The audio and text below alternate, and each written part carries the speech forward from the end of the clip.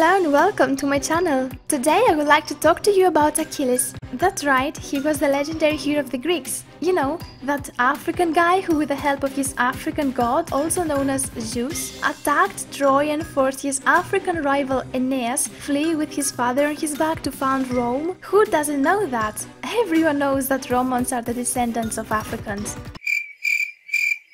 No, I'm not totally making this up. I have to admit that BBC has a very bad taste when it comes to jokes. In their new show, named Troy Fall of a City, there are 3 black actors playing the role of Achilles, Zeus and Aeneas. But I am not here to talk about the show. I would just like to ask a simple question. Why? Why are 3 of the most important characters represented as black? Of course, all the main characters of the Greek mythology were white, and the people who made the choice to hire black men to play their roles know that. I'm guessing they're not plain stupid. So what is their purpose?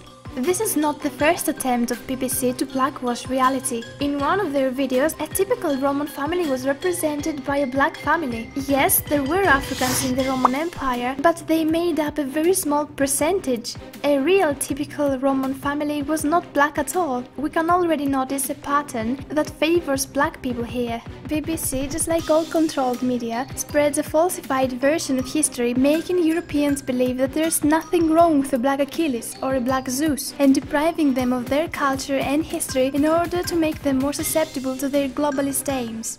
The media is a powerful weapon to manipulate entire nations, especially if it's considered as one of the most reliable in the world. The plague of political correctness is nothing more than pure censorship of white people in disguise. They are the only group of people that's socially acceptable to attack, mock or insult publicly, and the same goes for their culture and history, while for white people it is not socially acceptable to attack, mock or insult anyone but themselves. Manipulating history has become so common that many whites praise its blackwashing as a sign of modernity, but in reality they just assist globalists in speeding up the decadence of the Western world. The result of this process in London alone has been that the white British are less than 45% of the population, 69% of the babies born there have at least one parent that's not from the UK, and the most common name for them is Mohammed. The white British are expected to become less than a quarter in 20 years. All this happened in front of our eyes, and thanks to the liberal propaganda, it is still receiving massive support by many Europeans who are now totally brainwashed and cannot realize neither that they will become a minority in their own country in a not so distant future, nor the dangers that this poses.